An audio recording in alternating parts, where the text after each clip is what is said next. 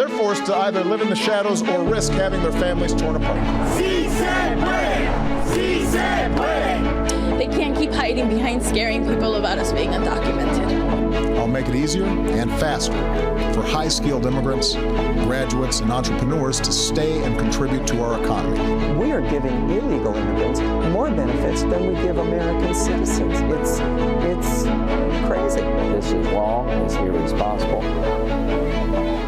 A battle over immigration, and tonight a Raleigh family is at the core of the controversy. The parents are undocumented. 2 older siblings have deferred action, and the youngest is an American citizen. WNCN's Bo Minnick takes us inside the Ramos family's world filled with fear and hope. And we've added subtitles to make sure our story helps you get the full impact of the issue at hand.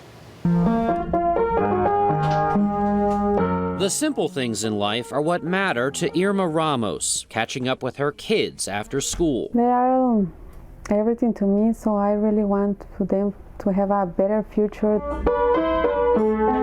Her son, Jorge Ramos, is 17, about to graduate high school. I love art and popular culture, and I want to be a graphic designer, a filmmaker. And he's not the only one who's drawn to the arts. Irma's 2 daughters, 13-year-old Angela and 22-year-old Carolina, are headed down the same line. We are here to have a better life.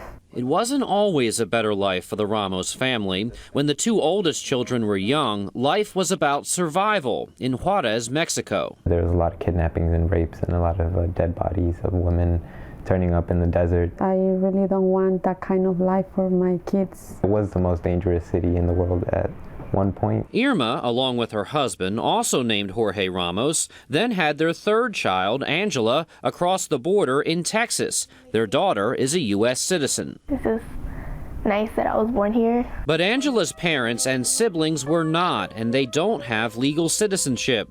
The family moved a short time later to North Carolina and have lived in the Triangle for more than a decade. For those members of Congress who question my authority to make our immigration system work better, I have one answer: pass a bill. When President Obama issued his executive order in November extending deferred action and temporary deportation protections to some immigrants, the Ramos family listened. We were happy about it because we can have a chance, an opportunity to be at least legal here for at least 2 or 3 years. So we have a lot of community members that are really excited that this is going to help them. Angeline Echevarria is the executive director of El Pueblo, a Latino community-based organization in Raleigh. She has been helping people prepare to apply for deferred action status. Right now, community members are anxiously awaiting for the applications to come out. The president's plan calls for deferred action for immigrants who entered the country before they turned 16 and have lived here since January 2010. Those who qualify can apply starting February 18th. The president also opened an opportunity to parents of U.S. citizens or lawful permanent residents. They can apply likely around May.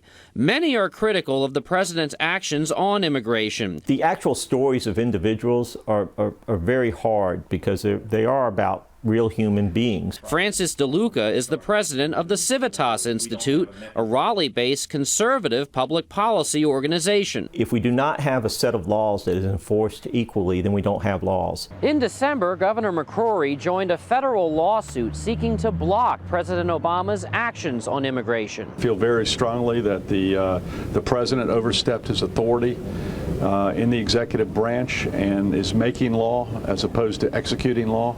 And we as the states are impacted. And there are other community members that are hesitant to apply. They're concerned about what might happen if there's a change in what the executive order says. For the Ramos family, it is scary because there is always that possibility. Like I said, this is not anything permanent. Jorge Ramos and his sister, Carolina, both applied and received deferred action in 2012. They're able to work and drive, though it's indicated they do not have a lawful status in this country. Irma Ramos and her husband do not have deferred action. He works construction and has to drive to get to job sites. Because we are not doing anything bad. Just be here and work and live peaceful like every kind of people. For her, it really is the simple things in life that matter. In your heart, Do you believe that you will get there, that you will be able to live in peace here?